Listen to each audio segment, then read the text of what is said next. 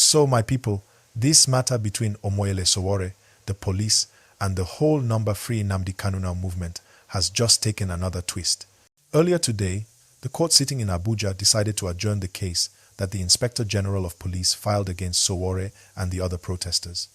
The new date is November 5. Yes, you heard that right, the court has pushed everything forward, and that means all eyes are now on that date to see what will happen next. Now, before we even go far, please, if you're watching this right now, take 1 second, like this video, and subscribe to the channel, because more updates like this one are coming, and you don't want to miss them. Alright, let's continue. This story didn't start today. It all began when some Nigerians came out with the hashtag #Free Nnamdi Kanu Now to demand the immediate release of Nnamdi Kanu, the leader of the indigenous people of Biafra. You know, Kanu has been in detention for a long time now, and his supporters believe he deserves fair hearing and justice. They say his rights have been ignored for too long, and that's why people like Sowore joined the protest to speak up. But the police didn't take it easy. They felt the protest could cause unrest or disturb peace, so they decided to go to court to stop the movement. The Inspector General of Police even went as far as filing a case to restrict Sowore and others from protesting near major government buildings like the National Assembly and the Presidential Villa. They said it was for security reasons, but the activists felt it was just another way to silence citizens who are simply asking for justice. Please don't forget to like this video right now and subscribe, because what I'm about to explain next will shock you. When the case came up in court, the police wanted the judge to give them a quick order to stop the protesters immediately, but the judge refused. The court said, "No, we can't make that kind of decision without hearing from both sides." That was a big moment because it showed that, at least for now, the judiciary wants to hear everyone out properly. But that also means the case must go through full hearing, and that's what has now been shifted to November 5. And this adjournment is not just a small date shift, it's actually very important. Between now and November 5, both the police and Sowore's team will be preparing their legal arguments. The police will likely insist that the protest could threaten public order, while Sowore's side will argue that Nigerians have the constitutional right to peaceful protest. So, November 5 is not just another date. It's going to determine how much space activists have in this country to express themselves peacefully.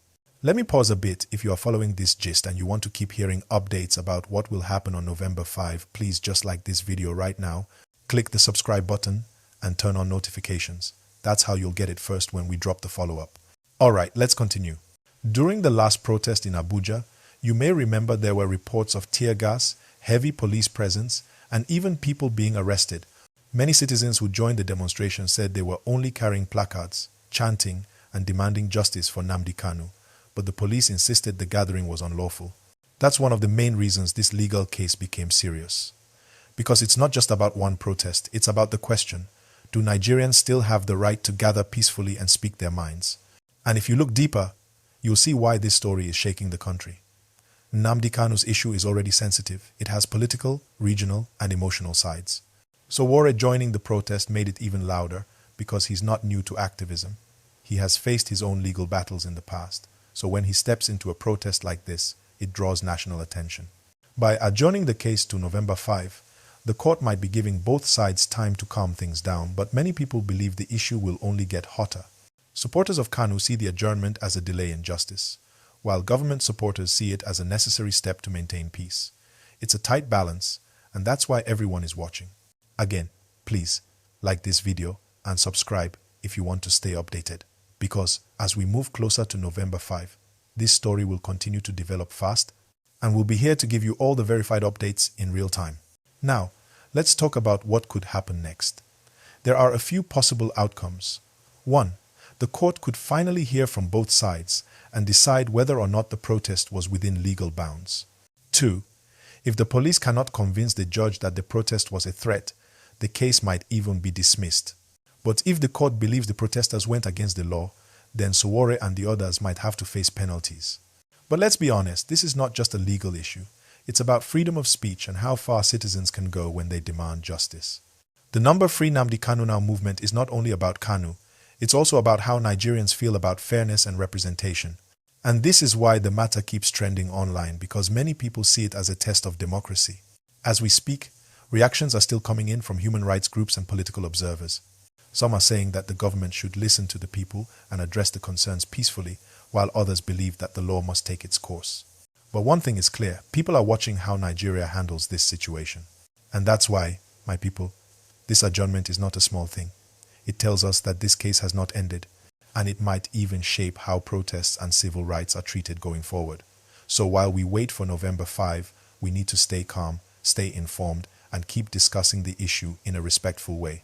Please, if you haven't done it yet, like this video, subscribe, and share it with someone who needs to understand what's really going on. Let's spread awareness the right way. So now the big question, what will happen on November 5? Will the court finally listen to both sides properly? Will the government soften its stance on protesters? Or will Sowore and his team face more legal pressure? Nobody knows for sure. But one thing we can agree on is that this date could be very defining for Nigeria's democracy. So right now, if you check social media, you'll see that people are talking seriously about this November 5 court date. The number Free Nnamdi Kanu Now hashtag is trending again, and many Nigerians are using it to express both hope and frustration. Some are saying, let the court finally do the right thing, while others believe that this whole situation is turning into a long political game. And truly, it feels like that sometimes, because every time the case moves a little, something happens that slows it down again. Now please, before we go deeper, if you haven't liked this video yet, do that right now. It helps more people see the truth of what's happening. And don't forget to subscribe too, so you'll get the next update immediately. Alright, now back to the gist. One thing that's standing out is how divided public opinion is. On one side, you have those who strongly believe that Sowore and the other protesters did the right thing. They say, if you don't speak up, nothing will change. They see Sowore as someone who is using his voice for justice, especially for those who can't speak for themselves. On the other side, some people believe that protests like this only make the country more tense and could even cause unrest. So, we are seeing two very strong emotions clashing right now, the cry for freedom and the fear of instability. But the truth is, if we look closely, what most people really want is fairness. Nigerians are tired of endless back and forth cases. They want closure, they want transparency, and they want peace. Even those who don't support Kanu personally are beginning to say, at least let the court decide his case quickly. That's the mood on the street and online. Please don't forget to like this video if you're still watching, it really helps, and subscribe to stay informed. Now, let's move on. When you look at Sowore himself, he's not new to confrontation with the authorities. He has always been vocal. He's always been fearless when it comes to standing up for civil rights. And that's one reason this whole thing is interesting, because Sowore's involvement makes the case even louder. Some people call him brave, others call him stubborn. But what nobody can deny is that he knows how to get attention for an issue. So, the police on their side are saying that the protest could disturb peace, that it could block government institutions, and that's why they took the matter to court. But activists are saying, wait, the right to protest is guaranteed by the Constitution, as long as it's peaceful. So you see how this case has now become about more than just one protest. It's about how Nigerians can express themselves under the law. Now, as November 5 approaches, security agencies are already preparing. Sources say there may be tight security around the court area to avoid any tension. And that's understandable, considering what happened during the last protest when tear gas was fired and the roads were blocked. But it also raises concern. Will the presence of heavy security stop people from gathering peacefully again? That's what everyone is watching.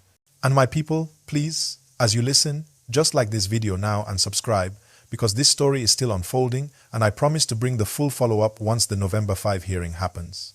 Something else that's making this case so emotional is the image of Kanu himself. His supporters see him as a symbol of justice for the Southeast, while his critics see him as someone who has caused division. But regardless of opinion, everyone agrees that his case has dragged on for too long, and every delay, every adjournment just reminds people of how slow justice can move in this country. That's why many are saying the Sowore protest should not be treated as a crime. They believe it is a voice for accountability, but from the government side, they're saying they want to maintain law and order. So, this is now a classic example of rights versus control. How far can citizens go before the state says enough? And that's what makes this November 5 hearing so critical, because the decision could either encourage more Nigerians to speak up or make them afraid to even hold placards again. Imagine if the court rules in favor of the protesters. That will send a big message that the law protects peaceful assembly. But if the court sides with the police, then many will see it as another sign that civic space in Nigeria is shrinking. Please, like this video and subscribe right now. if you're following this gist, because trust me, we're just getting to the deep part. Now, let's talk about what this case means for democracy. For any country to grow, people must be able to express themselves without fear. That's why the world is watching how Nigeria handles this. Even international human rights groups have been quietly observing the situation. They want to see whether Nigeria will uphold freedom of expression or punish those who use it. This is why I said earlier November 5 is not just a date on the calendar. It's a big test. The outcome could affect how people protest about fuel prices, education, insecurity, or any other national issue in the future. Because if one protest gets crushed unfairly, others will be scared. But if the law protects it, then citizens will have more confidence to demand better leadership. Before I move on, please take a second and like this video. Subscribe to the channel too, because this is how we keep bringing you the truth in a balanced way. Now let's touch on something else, the emotional side of it all. Many people who joined the Free Nnamdi Kanu Now protest were ordinary citizens, not politicians or agitators. Some were students, some were traders, and some were just people tired of seeing the same story on the news. When they came out, they were not trying to cause chaos, they were simply asking for fairness. But once the police stepped in with tear gas and arrests, the story changed.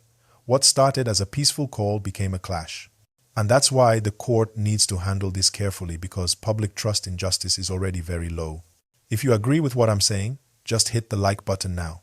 And please subscribe, because we're still going deeper. Now, something people are asking online is this: why is it so hard to simply have dialogue? Why can't the government sit down with these activists and listen? Because when you look at it, both sides say they want peace, so why not find a middle ground? Maybe that's the direction things could go after November 5. If the court encourages dialogue instead of confrontation, then this whole matter might calm down. And let's be real, Nigeria needs peace.